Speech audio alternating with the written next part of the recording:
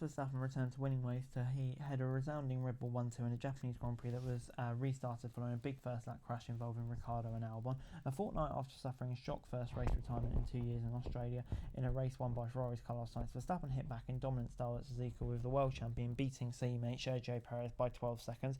Verstappen had to navigate two getaways on the grid from pole position after the race was originally red flagged on its first lap after Red Bull's Ricciardo tangled with Williams' Albon and both spun off into heavy impacts with the barrier.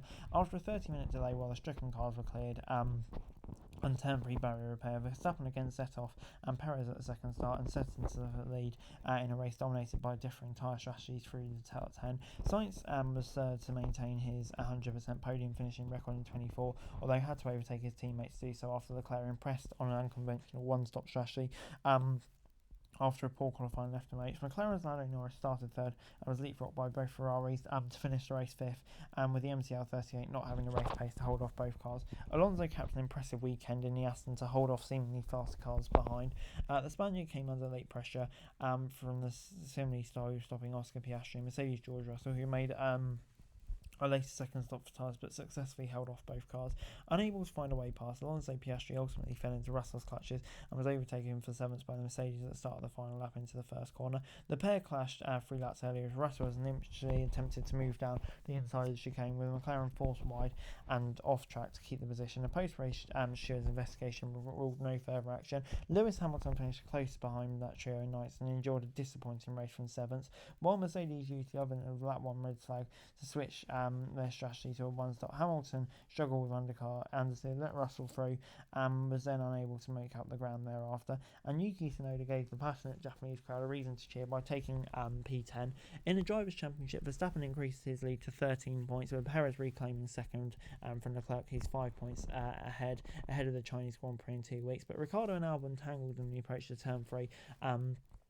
In the S's, starting on harder tyres and therefore less grippy tyres from 11th on the grid compared to many of the cars who were on faster starts. Ricciardo was overtaken by several cars before turn 1 and then found himself being challenged by the Aston, Stroll and Albon.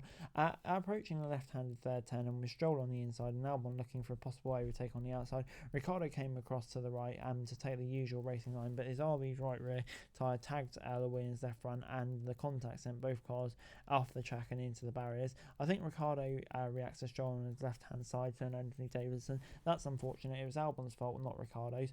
Ricciardo's going for the racing line and 3 into 1 really doesn't go. It's a racing incident and wrong pace, wrong time for Albon. Stewards placed the incident under investigation, but it was viewed as a racing incident. But after Verstappen had swept to his 4th successive pole at the start of the new season on Saturday, quizzical eyebrows were raised after the qualifying when Dutchman and teammate Perez suggested that the race pace might not be as supreme as the normal amount. However, once they had navigated 2 starts outside of that 1 red flag at the formation at the front of the field, the timesheet told the story of Verstappen putting away and building a healthy advantage over the rest. Attention therefore turned to the battle behind, and Ferrari looked really strong after a poor qualifying. With lead runner Sainz on the conventionals 2-stopper, they were able to move ahead, and to Leclerc's immense credit on a probably tough strategy and a marathon strength, he did a really good job to finish above the rest of them. And Norris initially kept attack position, but unfortunately just didn't quite have the pace to stay ahead of them. And before I go, let me run you through the classification from the race. Max Verstappen coming out on top. Yeah, a really impressive drive from Verstappen. Totally in control, back to his usual ways. Perez doing what he needs to do, coming home in second as well, so credit to him. Sainz in third. His impressive season continues. Yeah, such a good job from Sainz so far this season. He's been really proud of that. Leclerc in fourth. I think, a pretty solid drive from Leclerc.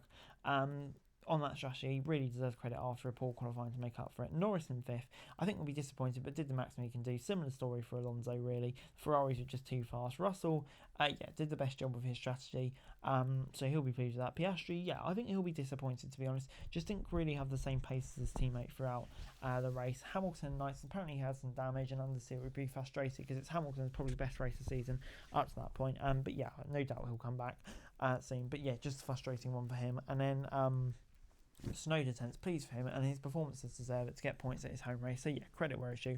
Hulkenberg will be really disappointed to miss out over another really strong weekend. Stroll in 12th, he should really be making his way up to the points, even from the 16th on the grid. So I have to say, really not another good season, not another good session for Stroll. Magnussen 13th did all right, but still way behind his teammate. And then you got Bottas, Ocon, who both did relatively decently with the cars they got. Gasly coming home behind him. Sargent in 17th, miles off where he should be. And then Ricardo Albon, it's going to be frustrating. So it'll be interesting to see what they could both do. And Zhou, out, but once again, way behind his teammate as well, which is a bit concerning.